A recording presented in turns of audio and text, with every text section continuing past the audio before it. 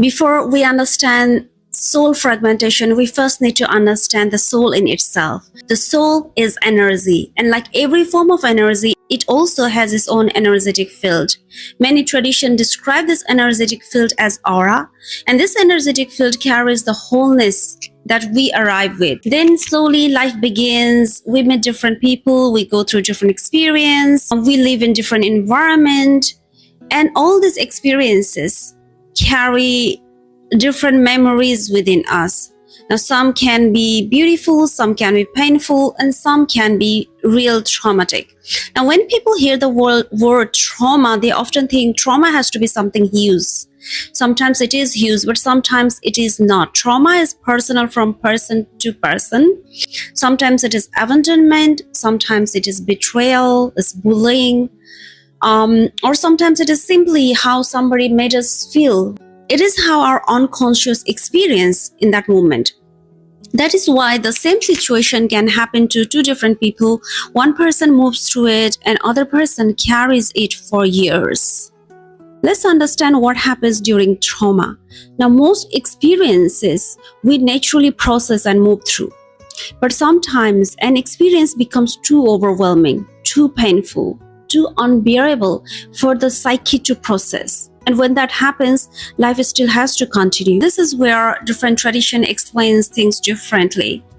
Shamanic traditions describes this as soul fragmentation. Psychology explains it as protective patterns. Hindu philosophy talks about samskaras and conditioning. Different language, but pretty much similar direction. Now let's understand the soul fragmentation. Imagine you have a car accident. Before the accident, you had no problem on driving. You felt completely confident, comfortable, and safe. Now the accident happens. Confidence is replaced by fear. It looks like it is protecting you. And yes, in some way it is. It is trying to stop you from experiencing the same pain again. But at the same time, it is also stopping you from driving your car. So although it looks like protection, it is actually shrinking your potential. So this is how I like to describe soul fragmentation.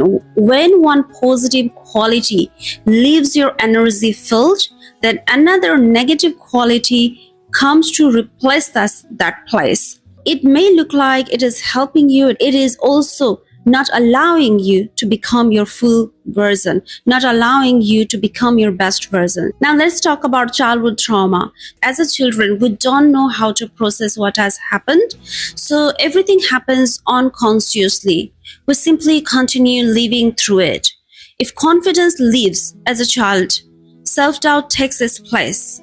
If trust leaves, then fear takes its place. If courage leaves, then avoidance takes its place. So over the years, these protective layers become so normal that we mistaken them for our personality. We say that this is the way we are, and this is how we simply learn to survive. As an adult, after a major traumatic event, people often say, I don't feel like myself anymore. I feel like something is missing. I don't know what is wrong with me. I just don't feel like I belong here.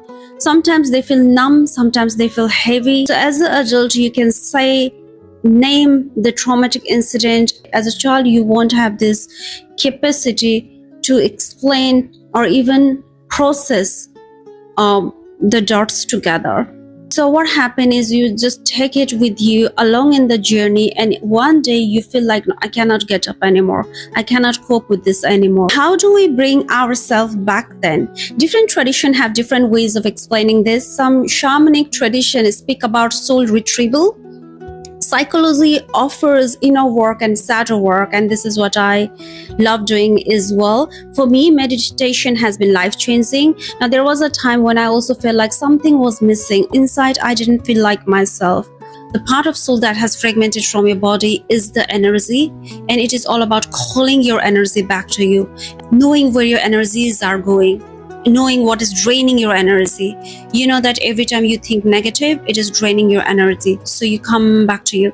You can also do daily ritual, which I do, like calling back your energy from all the people, circumstance, experience, and feeling that power within you. And I hope this video gives some guidance. Love and peace.